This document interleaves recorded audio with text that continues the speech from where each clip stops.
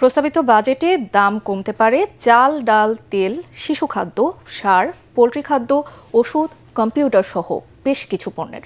কমার তালিকায় আরও রয়েছে জীবন রক্ষাকারী ওষুধ, হার্টের ring, kidney dialysis filter, AC, fridge ও স্বর্ণ।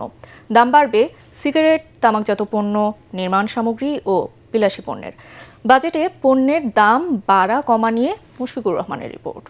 আমরা এবারের বাজেট স্থিতিশীলতা, বিনিয়োগ, উৎপাদন, কর্মসংস্থান, সর্বোপরি ন্যায্যতাকে মূল বিবেচনায় নিয়ে পরিকল্পনা করেছি। ভঙ্গুর অর্থনৈতিক পরিস্থিতিতে প্রস্তাবিত বাজেটে বড় স্বস্তির খবর আসছে দেশীয় ইলেকট্রনিক্স ও গৃহস্থালী পণ্যের বাজারে।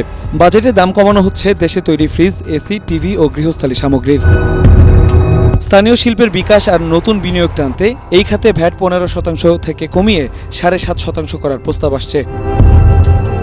এছাড়াও দাম কমবে জীবন রক্ষাকারী ঔষধ, হার্টের রিং, কিডনি ডায়ালাইসিসের ফিল্টার, চোখের লেন্স সহ অন্যান্য চিকিৎসা সরঞ্জামের। চাল, ডাল, শিশু খাদ্য, খেজুর, সার, পোলট্রি, ডেইরি ও মৎস্য খাদ্য সহ 60টি নিত্যপণ্যের উৎসে কর কমায় কমতে পারে জীবনযাত্রার ব্যয়ও। দাম কমার তালিকায় রয়েছে স্বর্ণ, মোবাইল ফোন, সৌরবিদ্যুৎ ও গ্রিন এনার্জি, ইলেকট্রনিক যানবাহন। এছাড়াও দাম কমতে পারে ল্যাপটপ, ডেস্কটপ, কম্পিউটার, প্রিন্টার সহ টেক পণ্যের।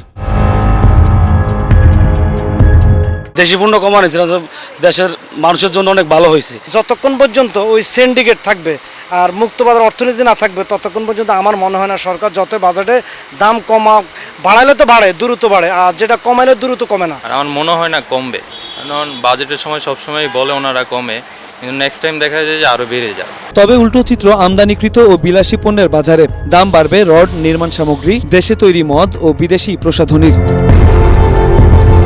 দাম বাড়ার তালিকায় আরও আছে সিগারেট, তামাকজাত পণ্য, আমদানিকৃত হিমায়িত মাছ, কাজু বাদাম, বাইসাইকেল, বিলাসবহুল গাড়ি ও বিলাসী পণ্যের। প্রতি প্যাকেট 10 থেকে 12 টাকা যদি বাড়ায় তেমন কোনো প্রভাব পড়বে না। যারা সিগারেট খায় হয়তো প্রথম কয়েকদিন খেতে চায় না, তারপরে ঠিকই আবার আগের মতো খেতে থাকে। এখন বাজেট হয়েছে আজকে, কালকে থেকে পুরা সিগারেটের দাম অনেক বাড়বে। বাজেটের আকার কিংবা পরিসংখ্যান সাধারণ মানুষ খুব একটা না বুঝলেও এর প্রভাব কিন্তু সরাসরি তাদের উপরে সেই পড়ে।